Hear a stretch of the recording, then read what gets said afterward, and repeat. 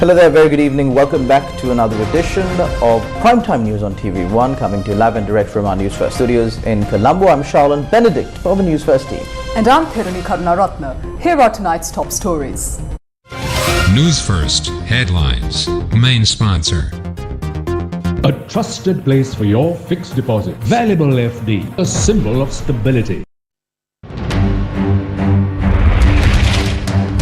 President meets with Chamber of Commerce and bank heads, emphasizes no special ties with any party in nation building and economic development. 6 people arrested on charges of planning attacks at the behest of foreign organizations.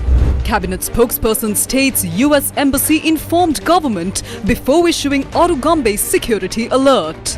Dilit Javeda questions Ranjan's political campaign funding. ඒ පක්ෂයේ අපේක්ෂාවන් මොනවද? ඒ පක්ෂය විශාල වශයෙන් මුදල් වියදම් කරනවා. මේක දේශපාලන විකෘතියක්. මේට දැඩි ප්‍රතිචාරයක් දැක්විය යුතුයි. ප්‍රජාතන්ත්‍රවාදයේ නාමයෙන් මේ විකෘතිය නිවැරදි විය යුතුයි. Government asserts no new loans taken, no new money printed. Court grants permission to name Ranil as a respondent in petition against Deshabandhu.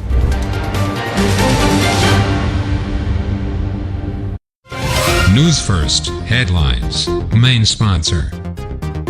A trusted place for your fixed deposit. Valuable FD, a symbol of stability. Taking a look at those stories in detail now, President Anurukumara Dissanayake emphasizes that neither he nor his government has any special affiliation with any party when it comes to the country's development and economic progress, and therefore every decision should be made without hesitation. The President made this statement during a meeting with members of Sri Lanka's Bankers Association today. All licensed commercial banks and licensed specialized banks in Sri Lanka are members of the Sri Lanka Banks Association. The meeting that was held at the President's office today was attended by the President of the Association, Bingumal Thevaratantri, and a group of Chief Executive Officers of some of the leading licensed banks which are members of the Sri Lanka Banks Association. The President's Media Division says that attention was paid to the interventions made by banks regarding the rebuilding of Sri Lanka's economy and also their concerns. Discussions had also taken place regarding the importance of digitalization in Sri Lanka and the issuance of electronic identities. The President had stated that efforts are being made to complete this program within a short period of about a year and a half. The President's Media Division says that the President focused on the role played by the country's banking system to protect entrepreneurship during the country's economic crisis. He had pointed out that if entrepreneurs misuse this commitment, that would lead to an issue. The President had stated that the entire procedure must be carried out, ensuring the safety and well-being of banks and entrepreneurs. The Sri Lanka Banks Association had requested the President to ensure the well-being of those involved in informal sectors of the country's economy, which takes up a large portion of the Sri Lankan economy, when implementing this program. The discussion had also extensively covered the difficulties that the country faces, the time duration for various projects, and the obstacles posed to the maintenance of investment due to factors such as corruption. The President had stated that his government is taking steps to create an efficient, simple and non-corrupt mechanism for this purpose. Meanwhile, representatives of the Ceylon Chamber of Commerce had informed President Anurukumara Dissanayake that they are ready to support the program to rebuild the economy without receiving any allowances or pay. This was stated at a meeting held at the President's office today. During the meeting, the President had stated that under the current administration, the country will be taking steps towards digitalization over the next 3 years.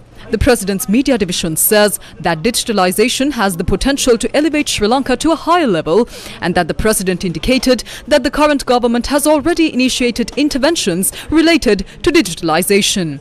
Extensive discussions had also been held on various sectors, including insurance, banking, construction, tourism, cultivations and small and medium-scale enterprises regarding the challenges they face and also future objectives. The President's Media Division says that the President stated that steps will be taken to provide tax relief to the people in line with efforts to rebuild the country's economy. Furthermore, the President had noted that it is the government's expectation to significantly reduce electricity bills in the coming years. The Terrorism Investigation Division informed the Colombo Magistrates Court that 2 more suspects have been arrested on suspicion of planning an attack within the country, targeting areas frequented by tourists at the behest of foreign terrorist organizations. Now, detectives reported to the court that under the orders of the Minister of Defense, the suspects are being held for further questioning under a 90-day detention order. A confidential report on further investigations related to the Arugambe incident was presented to Additional Magistrate Pasan Amarasekara by the officials of the Terrorist Investigation Division of the Criminal Investigation Department. The suspects were arrested under the provisions of the Prevention of Terrorism Act, and the detectives requested the magistrate's permission to continue further investigations.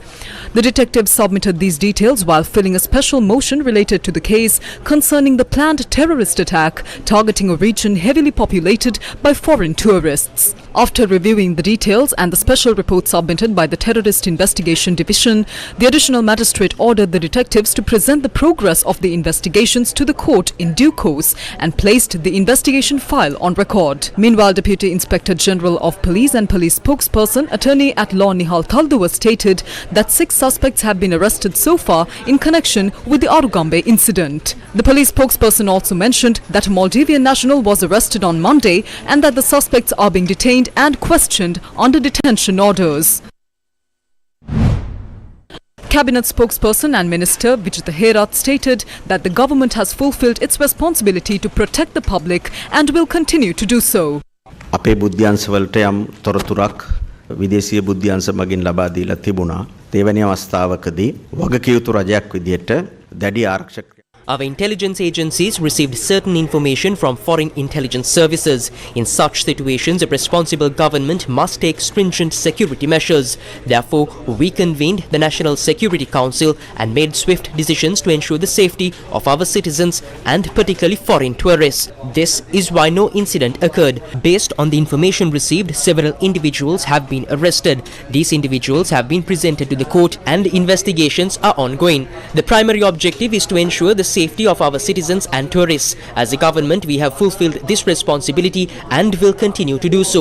It is difficult to conclude whether this was an actual threat or misinformation. Investigations will reveal the truth. However, as a government, we must always be prepared and we have fulfilled that duty and will continue to do so. තිබුණා. ඒ වගකීම අපි ඉටු කරා. හෙට දවසෙත් ඉටු කරනවා. එහෙම නැතුව මේක බලපෑමක් කියලා අපි හිතන්නේ නැහැ. The cabinet spokesperson also mentioned that the US Embassy informed the government before issuing the security alert. ඉතා පැහැදිලිව ඇමරිකා එක්සත් ජනපදය The United States clearly advised caution when travelling to the Arugambe area. There was no travel ban issued. When such information is received, it is the responsibility of the government to take action to ensure the safety of both foreign nationals and our own citizens. Therefore, we took the necessary measures. මාර්ග ගත යුතු තියෙනවා. ඉතින් අපි ඒ ක්‍රියාමාර්ග ගත්තා. විශේෂයෙන්ම මේ ප්‍රශ්නේදී මතු කරා ආගමික සිද්ධාස්ථානයක් සම්බන්ධයෙන්. ඊශ්‍රායල ජාතිකයන්ගේ ජූයිෂ් ආගම අදහන්නන්ගේ සිද්ධාස්ථානයක ස්ථානගත කිරීමක් තියෙනවා කියලා. මේ සම්බන්ධයෙන් මොන හරි ක්‍රියාමාර්ගයක් කරන් දෙනවද? එහෙම නැත්නම් මේකනේ යම්කිසි සොයා බැලීමක් ඉදිරි සොයා බැලීමක් කරනවද? ඒගොල්ලෝ මේ ඔක්තෝබර් මාසේ ඒගොල්ලන්ගේ ආගමික කටයුත්තක් සඳහා එක් තැන් වලට එකතු වෙලා ඒකරාශී These individuals gather at certain locations for their religious activities in October. Tourists have selected specific sites for these activities. We are investigating whether these sites were legally obtained. Investigations are ongoing to determine the legality of these locations. නිත්‍යානුකූලවද නැද්ද කියන එක පිළිබඳව සොයා බැලීම ඇත්තටම කරමින් පවතිනවා. යම්කිසි රටක තානාපති කාර්යාලයකට ඒ රටේ ජාතිකයන් වෙනුවෙන් පණිවිඩ නිකුත් කිරීමේ හැකියාව තියෙනවා. නමුත් ඒ නිකුත් කිරීමේදී ඒ ඉන්න රටේ ජාතික ආරක්ෂාවට ආර්ථිකයට සංචාරක කර්මද මේක බලපාන්නේ කොහොමද කියන කාරණය ගැන රජයක් සමග සාකච්ඡාවක් කරලා දෙවෙනි නිවේදන නිකුත් කරන්න ඕනේ. එවැනි තත්ත්වයක් ඇති කරගන්න ඔබතුමාලගේ අදහසක් නැද්ද? ඇත්තටම ගත්තම සමහර ඒවා හිතාමතා දැනුවත් කුමන්ත්‍රණකාරී විදිහට ඇති කරනවාද කියන සැකේ තියෙනවා. දැන් ඉන්දියාවෙන් පැමිණෙන There is always a suspicion that some advisories might be issued with ulterior motives. For instance, there was a recent incident where a bomb threat was reported on a flight from India, leading to multiple aircraft being inspected. Nothing was found. The Criminal Investigation Department is now investigating whether this was a deliberate act of sabotage. The National Security Council will discuss this matter today and we will take appropriate actions. Similarly, if there is a conflict in Lebanon where many Sri Lankans are employed, it is the responsibility of the Sri Lankan government to issue advisories and take measures for their safety. Therefore, it is not necessary to seek approval from the host government. However, in the case of the US advisory related to Arugambe, the US ambassador informed me personally the day before, and relevant security agencies were also notified. This is not mandatory but a common practice. Consequently, we intensified our security measures. වලට දැනුම් දීලා තිබුණා. ඒක අනිවාර්යයක් නෙමෙයි. නමුත් සාමාන්‍ය සම්ප්‍රදායක් විදිහට කරන දෙයක්. ඒත් එක්කම තමයි අපි ආරක්ෂක ක්‍රියාමාර්ග දැඩි කරේ. A father-son duo have been arrested in connection with a fake phone call regarding security at the Bandaranaike International Airport. According to the Sri Lanka police, the suspects made the fraudulent call to the airport's telephone operator the day before yesterday. Senior police officials reported that during an investigation by the Negombo Division Crimes Investigation Unit, a 67-year-old man from Bariapula and his 30-year-old son were apprehended. Journalists questioned the cabinet spokesperson about the Prevention of Terrorism Act. The Prevention of Terrorism Act is currently in effect, and that term is very significant. There have been no discussions about repealing it at this moment. As it stands, the Act remains unchanged. As you know, Parliament is not yet in session, and any amendments to such a law would need to be debated and approved within Parliament. The idea of amending the Prevention of Terrorism Act has been around for some time. We will consider and discuss it once Parliament reconvenes. Cabinet spokesperson Minister Vijitha Herath has dismissed claims that fresh loans were being obtained by the government and that more money was being printed. Allegations of taking on new debt, printing money and facing difficulties in negotiations with the IMF were made at the current government. Former parliamentarian Nimal Lanza made the following comments. Recently, the government has taken on approximately 600 billion rupees in debt. Additionally, for the first time, money was printed yesterday. Currently, each individual is burdened with a debt of 40,000 rupees. These leaders claimed they wouldn't burden the people with debt of future generations. However, IMF representatives arrived in Sri Lanka and our officials went to Washington. The public is not informed about the outcomes of these IMF discussions. I earnestly request Andrew Kumara to address these issues. Though he was not able to go for the talks, his representatives were dispatched. These representatives should answer whether the promise made during the election campaign have been revised. Former parliamentarian Dr. Harsha De Silva of the Samagichana Balabegya also criticized the government. ජාත්‍යන්තර මූලාර මුදලත් එක්ක තිබිච්ච ණය තිරසර කිරීමේ විශ්ලේෂණය වෙන. There was a significant debate with me about changing the debt sustainability analysis with the IMF. I repeatedly advised against making unrealistic promises and misleading the public. However, they insisted they would proceed. Now, not only has the debt restructuring agreement based on the DSA been approved, but it has also been handed over to the Citibank for implementation. We expect tax reforms to be introduced in the next budget. The public has high expectations due to the grand promises made. සංශෝධන කරයි කියලා අවම වශයෙන් අපි බලාපොරොත්තු වෙනවා. මොකද ලොකු පොරොන්දු දුන්නා. ඉතින් මේ දේවල් කරයි කියලා ජනතාව බලාපොරොත්තු වෙනවා. Former Minister Susil Premajayantha shared his perspective. ජාත්‍යන්තර මුල්ලාර මුදලේ වාර්ෂික සමුළුවට සමාජික රටවල් ඔක්කොම යනවා වොෂින්ටන් වලට. ඒකට අපේ මහ බැංකුව අධිපතිතුමා. All member countries attend the IMF's annual meeting in Washington. The central bank governor, treasury secretary and economic advisor also attended. They participated in the usual annual meeting. However, the issue now is that the implementation of the agreed upon plan might delay the budget presentation by about 3 months. The IMF will only release the next tranche if we meet the conditions. This uncertainty is what we are facing today. There is uncertainty about whether the plan developed by the former president, treasury and central bank will continue as it is or be revised. සහ භාණ්ඩාගාරය මහ බැංකුව මේ ඔක්කොම එකතු වෙලා හදාගත්ත වැඩපිළිවෙල ඒ ආකාරයෙන් ඉදිරියට යනවද ඒ සංශෝධනය වෙනව නම් කොහොමද වෙන්නේ කියන කාරණේ පිළිබඳව අවශ්‍යතාවයක් තියෙනවා. Deputy leader of the United National Party, Ruwan Vijayawardena, also commented on the situation. විශේෂයෙන්ම අපි මේ අවස්ථාවේ සඳහන් කරන්න ඕනේ මේ රටේ මේ ආර්ථික We must highlight that when the country's economic crisis emerged, Hamilton Reserve Bank, which is part of the ISB bond group, sued Sri Lanka for not repaying the bonds. During that time, Prime Minister Ranil Wickremesinghe successfully negotiated with Hamilton Bank, leading to the suspension of the lawsuit. The successful IMF discussions also contributed to this outcome. However, Hamilton Bank has planned to resume the lawsuit in the US court. If the current government continues on this path, we will face significant economic challenges in the future. විශාල ප්‍රශ්නයකට ආර්ථික වශයෙන් අපිට මුහුණ දෙන්න වෙනවා. The cabinet spokesperson responded to the allegations on the IMF program. IMF සාකච්ඡා With regard to the IMF, the delegation visited the country and engaged with the new government to understand the stance of the new government and how the new government will work with the IMF. Such was the nature of the discussions over here. In Sri Lanka, there were no in-depth discussions with regard to the agreement. However, recently in Washington, the matters related to Sri Lanka were discussed. These discussions were on taxes, including VAT, and achieving the revenue goals. No final decisions were reached. The Washington sessions were attended by the central bank governor, Secretary of the Treasury, and the President's economic advisor. They will hold a media briefing soon, and a lengthy explanation will be made. At the moment, the tax component in the IMF agreement was discussed in Washington, and no final decisions were reached. IMF ගිවිසුමේ අපේ රටට බලපාන විශේෂයෙන් බදු පිළිබඳව යම් සාකච්ඡාවක් මේ වොෂින්ටනයේ පැවතිච්ච සාකච්ඡාවලදී සිද්ධ වුණා. ඒකේ අවසන් තීන්දුව తీරන තවම අරගෙන නැහැ. Did the government obtain fresh loans and print money? ඇත්තටම කිසිදු ආකාරයක අලුත් ණයක් කිසිදු රටකින් ඒ වගේම කිසිදු ආයතනයකින් විදේශ වශයෙන් අපි ලබාගෙන නැහැ. There has been no new borrowing from any country or institution. The modus operandi of the central bank is to issue new securities when the existing securities reach maturity. That is the usual process. That is what happened this time around as well. There has been no new borrowing from any country or institution, nor has there been any money printing. We cannot print money, as it has been clearly mentioned. The president is also the country's finance minister. So if money is being printed, every note must carry the signature of the finance minister.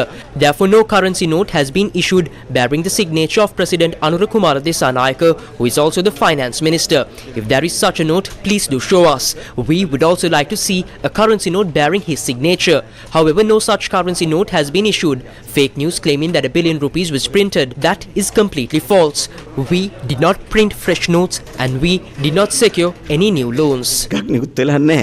ව්‍යාජ ප්‍රවෘත්ති ප්‍රචාරය කරනවා බිලියන 1 මුදල් අච්චු ගහලා තියෙනවා එහෙම කියලා. ඒක සම්පූර්ණ අසත්‍ය ප්‍රවෘත්තියක්. එහෙම අලුතෙන් මුදල් අච්චු ගැනීමක් සිද්ධ වෙලත් නැහැ. අලුතෙන් ණය ගැනීමක් සිද්ධ වෙලත් නැහැ. Sri Lanka,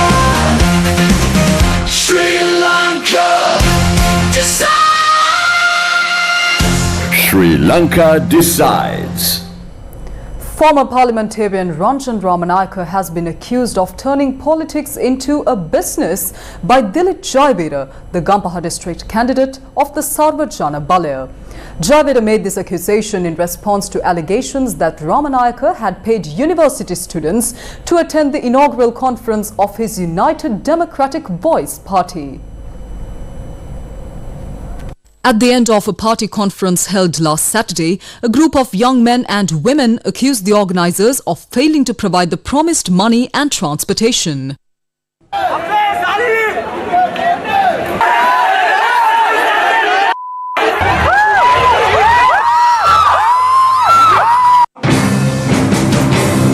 රංජන් රාමනායක මහතා ව්‍යාපාරික කටයුත්තක නියුක්ත වෙලා ඉන්නේ.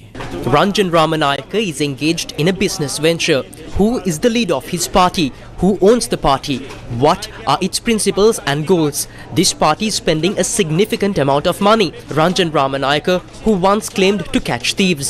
A social media post claimed that Ranjan, who was to catch the thieves, was caught by a thief. This is a political perversion that must be addressed in the name of democracy.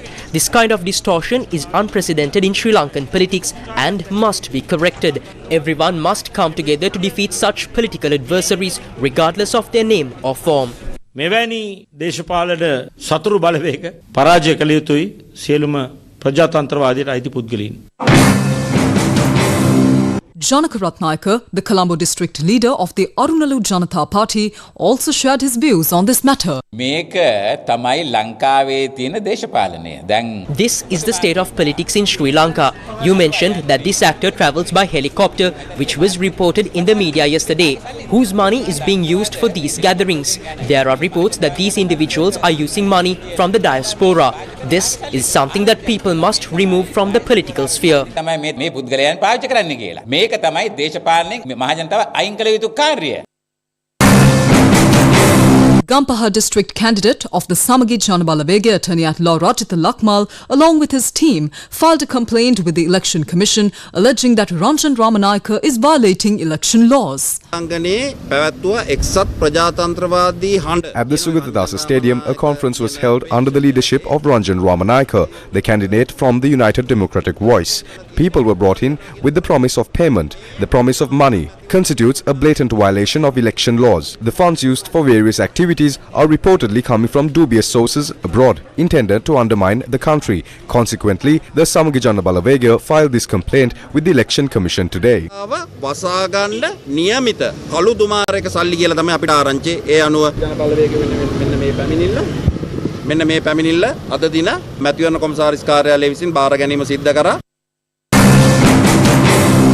The Uphead Janabala party filed a complaint with the Gampaha district election office regarding this matter. As election candidates, we find this extremely unfair. Distributing goods and manipulating public sentiment to secure votes is unacceptable and a clear violation of election laws. The majority of election law violation complaints at the election office, particularly in Gampaha, are against Ranjan Ramanayaka and his party.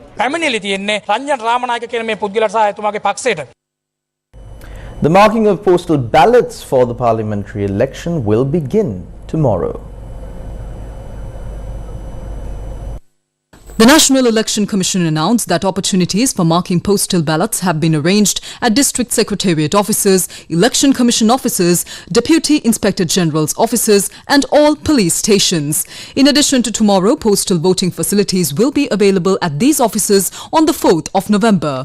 Furthermore, the Commission noted that postal ballots may be marked on the 1st of November and 4th of November at all military camps and other state institutions. Those unable to mark their postal ballots on the designated days will be permitted to do so at their respective district election office within the district where their workplace is located. Do you remember the hedging deal? What impact did it have on the country? Tonight, we take a look.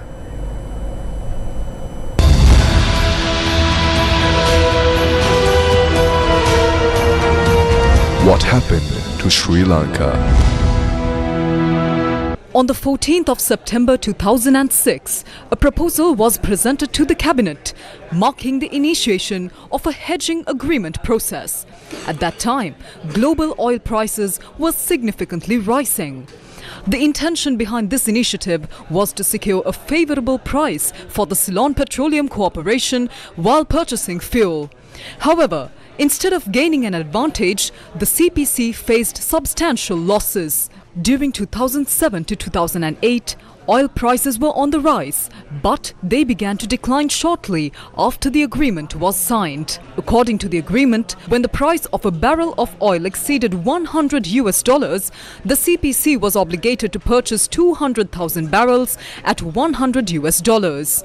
The agreement also stipulated that there would be no change in the purchase price even if oil prices increased further. The agreement involved 4 prominent banks, which were responsible for covering the difference between the market price and purchase price payable to the global market producers. The Ceylon Petroleum Corporation was then required to reimburse the banks.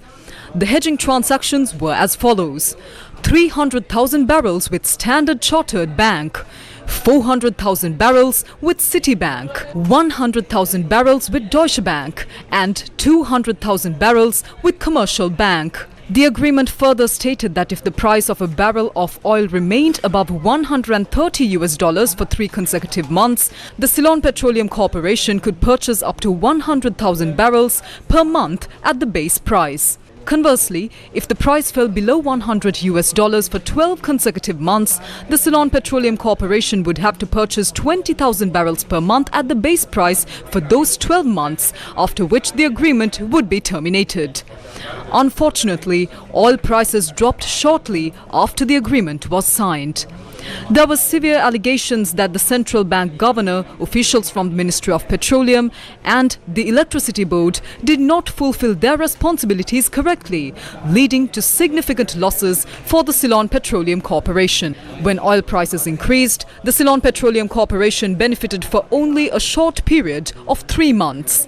However, when the prices fell, the Ceylon Petroleum Corporation had to pay higher prices for 12 months. In September 2008, when the global oil price was $50 per barrel, the Ceylon Petroleum Corporation had to pay the base price of $100 per barrel for 100,000 barrels, resulting in a substantial loss. The total loss ranged from $775 million to $1 billion.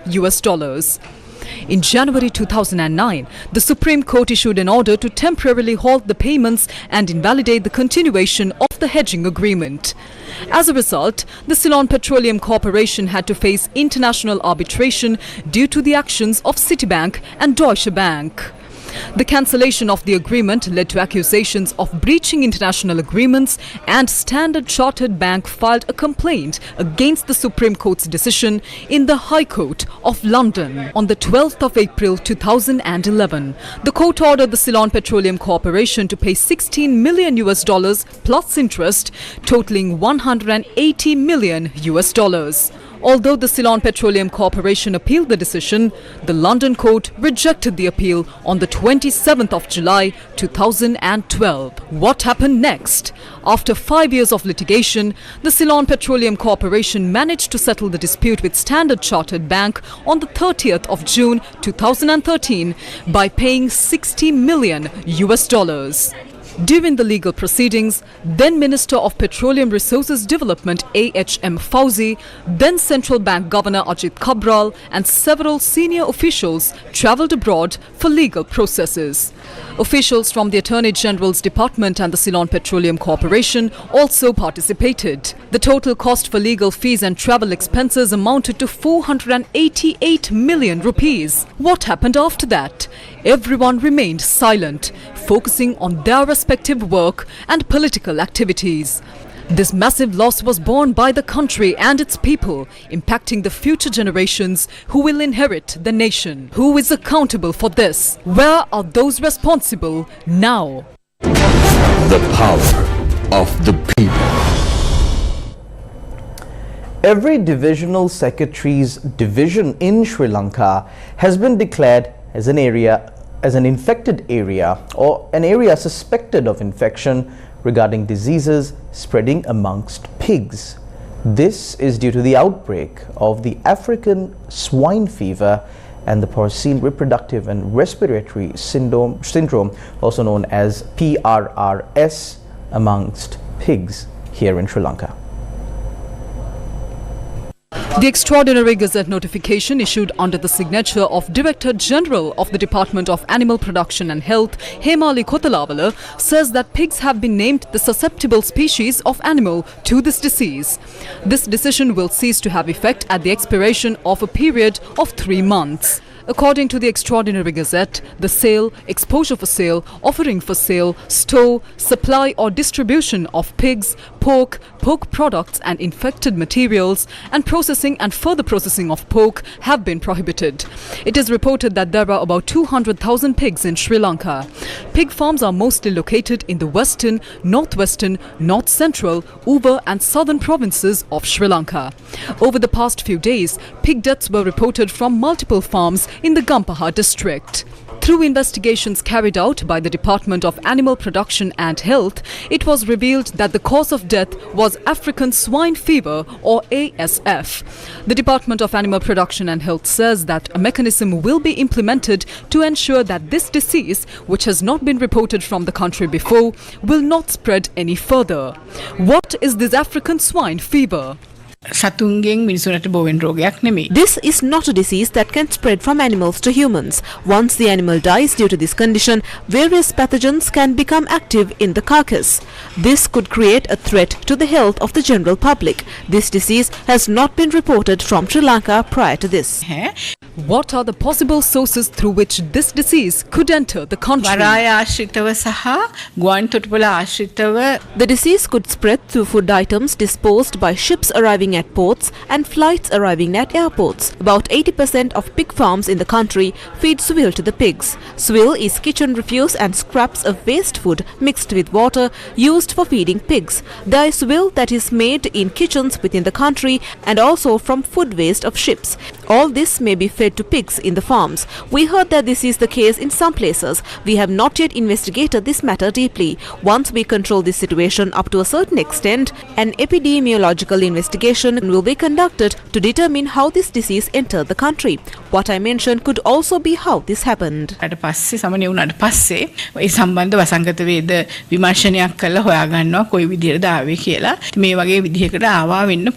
What actions should be taken if this disease is reported on a pig farm? There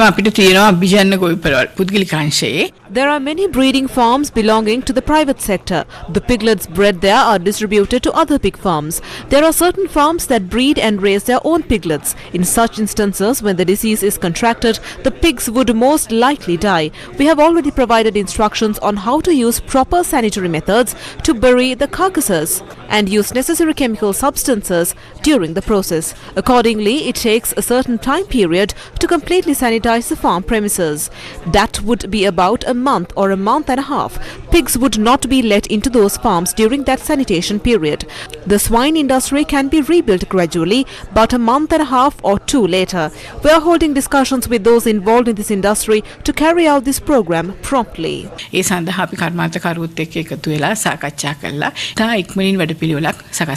The Director General of the Department of Animal Production and Health, Hemali Kuthalabala, says that there is no risk of the African swine fever and the porcine reproductive and respiratory syndrome spreading among the general public.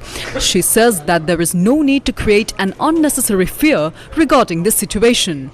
However, the Director General points out that the consumption of pork could create health problems among the people. How does this situation affect the country's economy? This situation affects the industry. It also affects the economy. Why? Because this disease kills pigs. The Animal Diseases Act is in place for the department to bring this situation under control. Under this act, the removal, taking or driving or transport within, to or from the infected and suspected area, pigs, pork products or the risk material would be temporarily prohibited. Our hope is to first reduce the spread of this disease as much as possible through this initiative. We want to put an end to this situation that has arisen in the industry.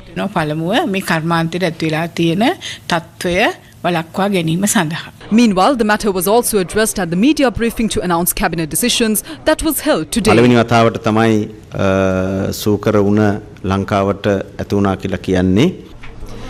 It is for the first time that this swine fever was reported from Sri Lanka. Cases have been reported from several parts of the country, especially in the Gampaha district. This is a dangerous situation concerning the pork industry. The Ministry of Health released a gazette on the 24th of October concerning the transportation and consumption of pork. We request the general public to act according to the instructions that have been given. That is the only solution.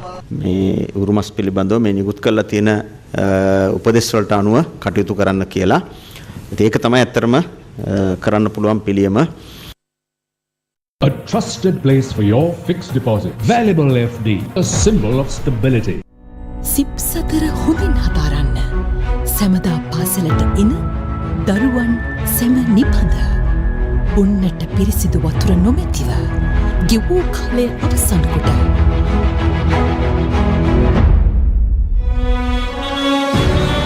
Nawagaththegama මහවිද්‍යාලයේ දරුවන් හට ජලපිරණයක අයිතිය ලබා දුන්නේ.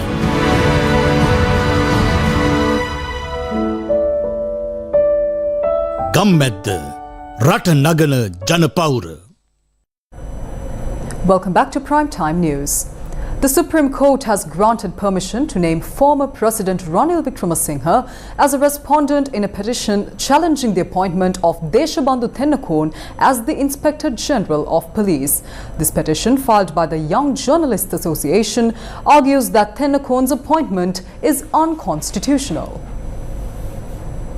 The petition was heard by a bench comprising Justices Preeti Padman Surasena and Janak De Silva. During the hearing, President's counsel Salia Pires, representing the petitioners, argued that since Wickremesinghe is no longer the president and does not enjoy immunity, he can be named as a respondent in the case. The court accepted this argument and granted permission to name Wickremesinghe as a respondent. Previously, the Supreme Court had reviewed this petition along with 7 related petitions. On the 24th of July, the court issued an interim order preventing Tennakone from functioning as IGP until the conclusion of the petition hearings. The Indo-Lanka 6th Joint Working Group meeting was held in Colombo to address the Indo-Lanka fishing controversy.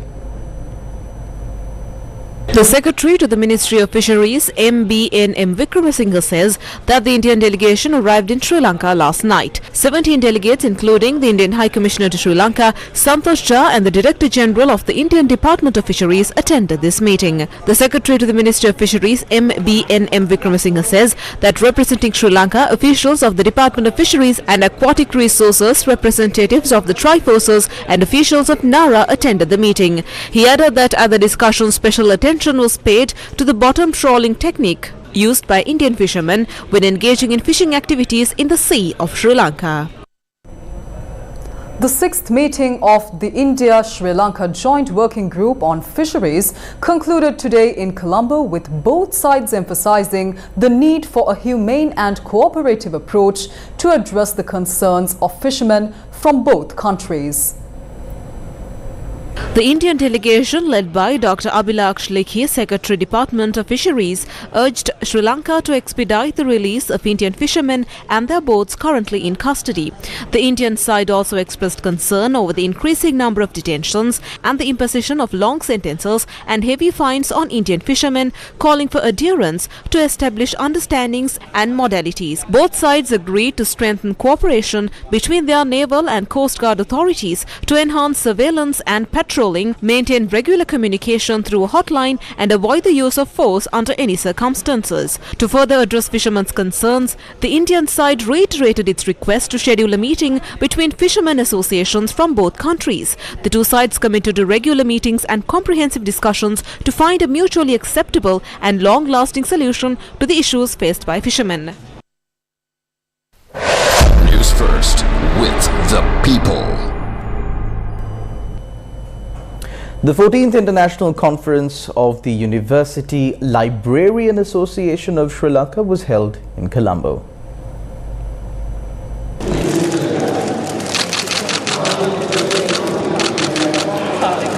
The 14th International Conference of University Librarian Association of Sri Lanka was held under the theme Artificial Intelligence Revolutionizing Library Services, Challenges and Opportunities.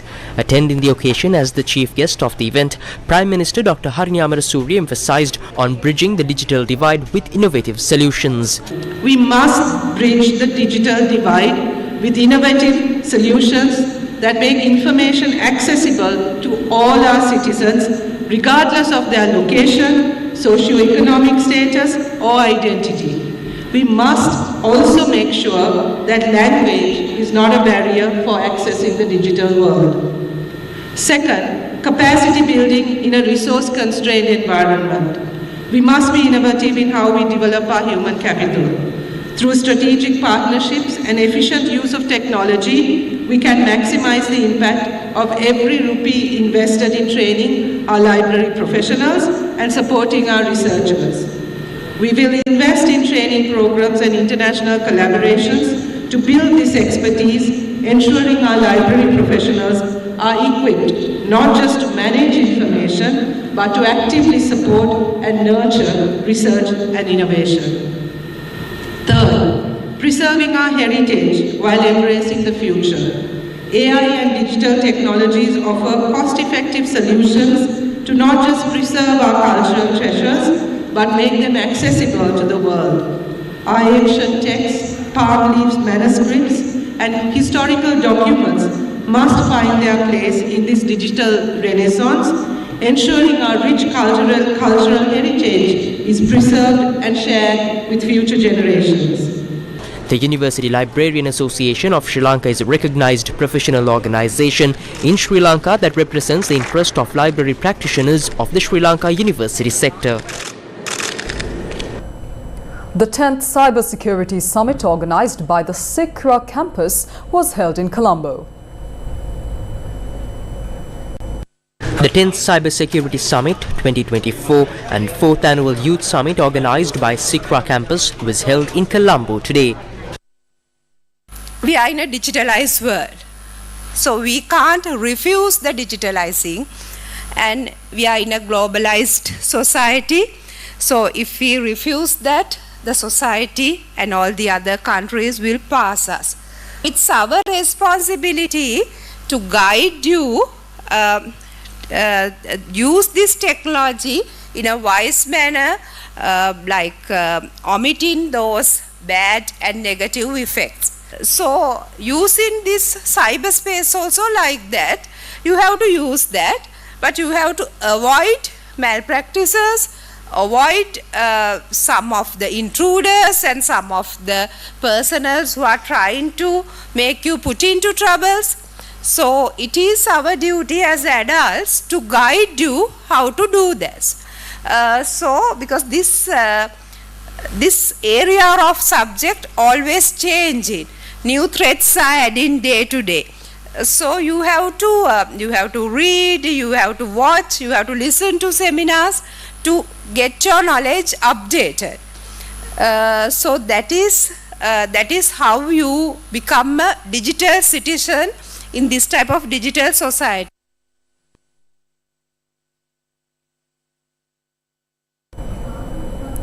Nada Al-Nashif, United Nations Deputy High Commissioner for Human Rights, said developing countries need international support to meet their human rights obligations and achieve the Sustainable Development Goals.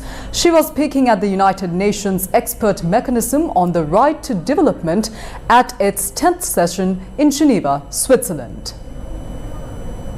Faced by slow economic growth, the spiraling costs of living and other macroeconomic challenges, together with a global public debt that is expected to exceed 100 trillion by the end of this year, developing countries are in need of international support, and urgently so, in order to meet both their human rights obligations and to reverse the very clear trend of SDG backsliding. Dear delegates, dear experts, ladies and gentlemen, as the High Commissioner remarked to the General Assembly Third Committee in New York earlier this month, the world needs a multilateralism that is more effective, more networked and inclusive. A multilateralism that is better placed to tackle the threats of today and tomorrow. And we must choose justice, sustainability and peace. And we need to build on the momentum of the Pact of the Future and prioritize investment in human rights. The right to development offers a pathway to build societies that are not only resilient, as we have often called for, but also equitable. It calls upon us to transform how we think about development, not as an afterthought, not as a privilege, but as a human right for all, one that needs to be upheld and protected, especially in these most difficult of times. And that's a wrap of Primetime News on TV1 for tonight. Thank you for watching. Good night.